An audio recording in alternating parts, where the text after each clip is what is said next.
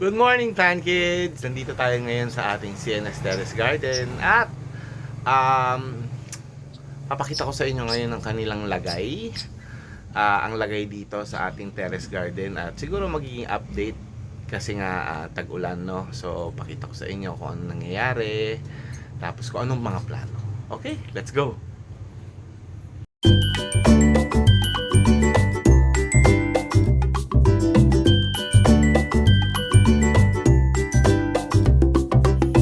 So ito yung view sa may pinto. Ayan o. Pag nandito ka sa may sa may gitna.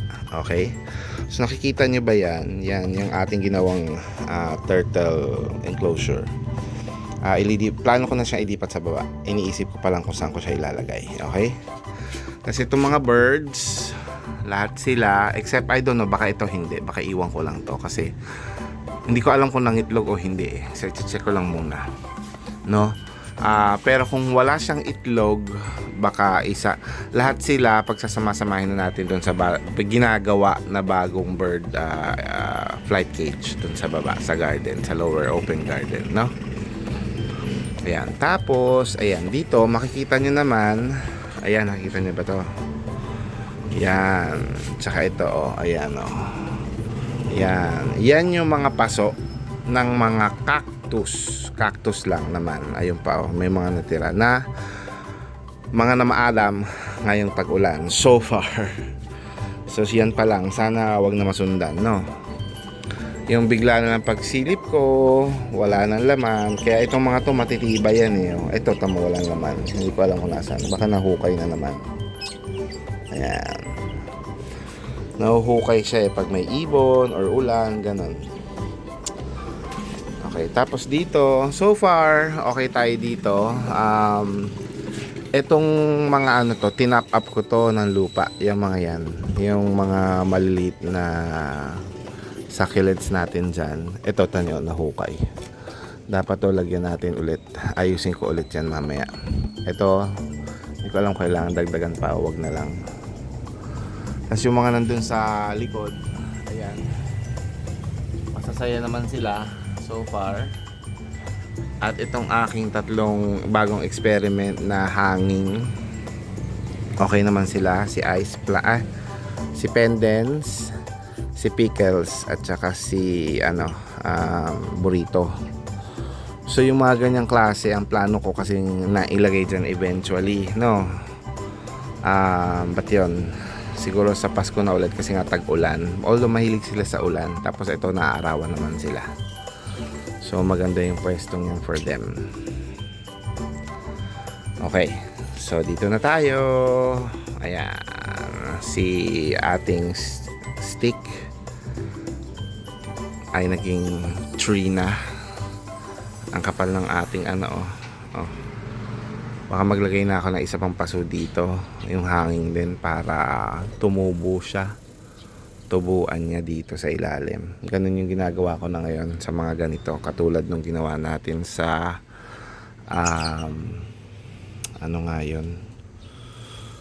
yung nasa baba. Pamaya pakita ko rin sa inyo kung maalala ko. Okay, tas dito so far, ayan. So itong mga Sansevieria natin dito, may mga pipiliin tayo dyan kasi dito plano kong, yun nga, since ibababa natin to, may isang stair na anong tawag doon, na rack ang iaakyat ko dito para makapaglagay tayo ng mga Sansevieria. Okay, para yung iba halaman may pasok natin doon sa loob, no, para mabawasan dito. So kukunin natin yung ibang Sansevieria dyan, yung mga favorite ko, tsaka yung matatangkad na sobra kasi nga nasa ilalim yun. Tumatangkad na iba talaga, para natin doon, may lagay natin doon sa rack na yon. Okay, tapos ito, so far ang ating mga, ayan, 1, 2, 3, 4, 5 mga natin yan, mga bagong bili na technically cutting lang. Ayan, so far hindi nalulusaw. Parang maganda nga yung yung suggestion ng seller na lang, walang lupa, talagang pure pamis lang pagka propa. Kasi nga para hindi sila malunod, hindi malusaw. So far, ayan, okay naman sila. Okay, sa succulents natin, dito may mga 3-4 akong nakuhang paso na nandun na ngayon. Na yun nga, nalusaw. Ito pa isa tuyot na to. Ayan, tuyot na siya. Ito kailangan na natin ayusin din. Ayan o. Okay. Dito, itong mga succulents dito masasaya. So far, masaya sila. Okay. Even ito, kahit nabawasan dahon, nadagdagan naman ng sanga. Si Momoka, variegated Momoka. Itong aking cactus na to, enjoy na enjoy siya. Oh, saya. Ang saya niya. So, kailangan lang natin tong i-guide ng maayos. Hindi ko pa alam kung kailan ko siya irilipat. Baka sa Christmas.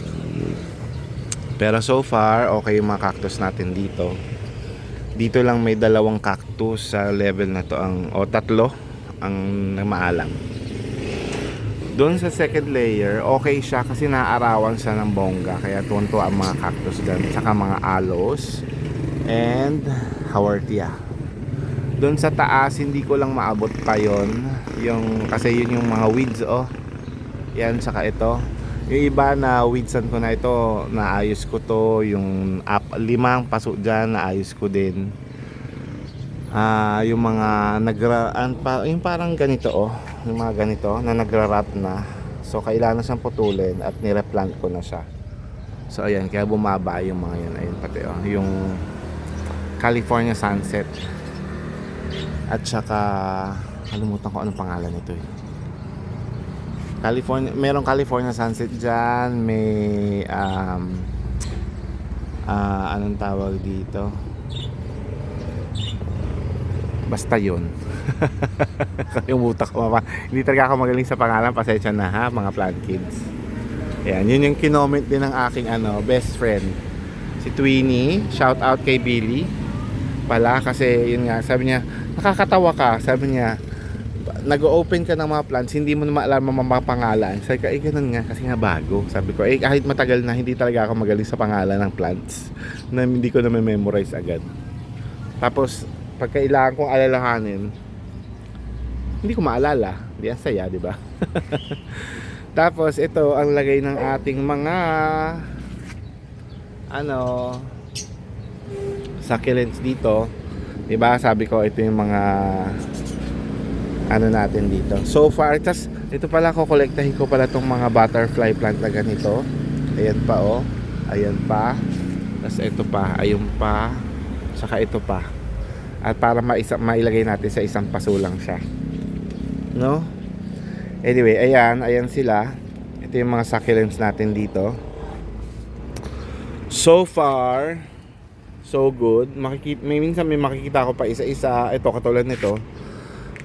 Nakalbo na nakalbo dahil nga nalulusaw yung mga feeling ko, alam mo, merong anong tawag dito? May suso dito. Ay, ito nalusaw, tumambot. So kailangan ko to i-cut, tapos i-air dry bago ibalik doon. No, dali. Lagyan natin dito. Mamaya natin putulin yan, no? Okay. So, balik tayo dito.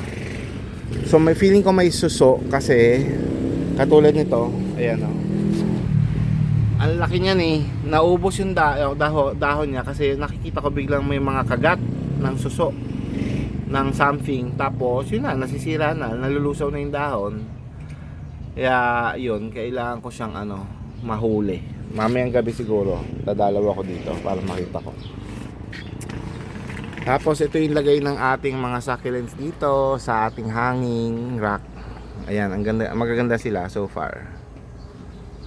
Ayan, ang kapal-kapal na ni Chicken Feet. Kakatuwa. Saka ni Darly Sunshine. Ayan, ang kalalaki na niya. Saka si Ghosty, saka si Fred Eyes. So, diba? May alam naman ako. Ito si Ghost.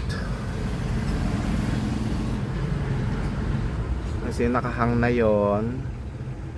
Ayan, nakalimutan. Yan ang nakalimutan ko pangalan. Okay? Tapos ito naman yung lagay ng ating mga agave and aloes. Ito, mostly agave. Yung nilagay ko naman dito sa racks. Dito sa harap. Ayan sila. O, di ba? Walang patay kasi nga mahilig sa araw 'yan eh. Buhay na buhay. Ayan. Ayan, nakikita niyo ba yung aking bird cage? Ayan oh, hindi pa gawa. Naka-open pa siya. Hindi pa tapos. Simulan siya ng gawin pero hindi pa siya tapos. Ayan, tanyo.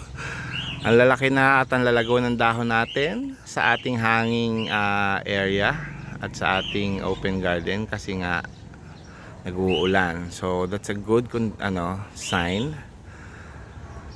Kaya hindi mo na makita masyado yung ilalim din, no? Anyway, balik tayo dito.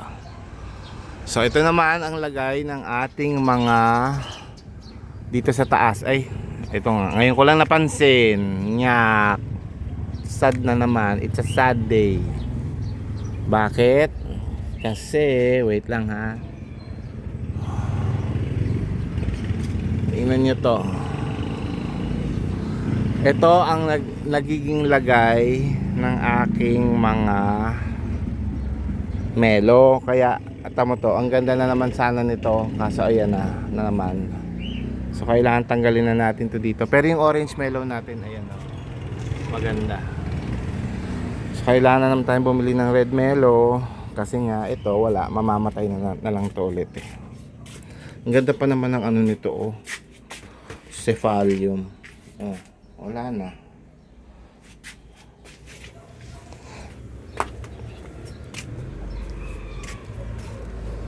So papalitan na lang natin siya. Ilagay na lang natin to dito sa taas. Nag-ano rin to actually. Kakalinis ko lang nito. Anong tawag dyan? Kakalinis ko lang yan. Nag-ano rin siya. Nag-scales din.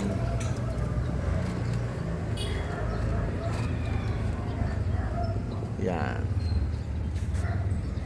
Balik na natin tong isa. Aray ko. Yan, so far okay, ito lang. Meron pa ako pala isa dito oh. Ayan. Wala rin, nawala rin. Ito okay, buti okay siya. And so far, ayan yung mga nasa likod-likod, ayan lang naman. Ayan. Mga nasa likod-likod mukhang okay naman. Aking mga bruha, at least hindi natutuyot. Yung aking ano yan tawag dyan, I forgot. Ayan, okay din siya. And then sa succulents, ayan naman siya. Siguro kailangan na rin natin ulit. Ayan, sakita niyo mga blanco. Yan yung mga may mga bumigay na kailangan nating ayusin. Ayan yung ating isang crispate. Wala na ano na naman yung mga dahon kasi nga parang may doon. Ay, at least may yun, may dahon ng isang crispy. So ayan, dyan tayo babawi. Yan. So ito pa yung isa na crispy na naubos ang dahon na nagsimula magtag-ulan. Okay, ayan sila. Ito kailangan natin ayusin. Yun, so far so good, at least. Yung ating mga doon natin nilagay ating mga gym, no? Kasi nandito sila dati, nandito. Tapos ito nilagay ko dito yung mga propa natin yung isa nga medyo lumambot yung so in general masaya ako, no, na hindi ganon kadami, at least puno pa rin ng ating mga shells sa ating mga succulents and cactuses. Wala pong masyadong nalusaw, walang namatay na marami, no? At lahat sila, karamihan ay surviving. Okay? So hopefully yan magtuloy-tuloy hanggang mag-December dahil ano na, July na. So, ilang buwan na lang, 2 buwan na lang. Titigil na yung tag-ulan. Although ngayong week kasi, parang tuwing hapon talaga. Hindi since 2 weeks ago, tuwing hapon talaga umuulan. So, yun. Kaya talagang very important na yung soil mix nyo, gritty, hindi masyadong malupa para, yun nga, hindi magre-retain ng masyadong moisture or soil, ng tubig, no? Okay? So, this is Plant Tatay Barry of Antipolo. Nagpapasalamat sa inyong lahat sa laging pagsubaybay.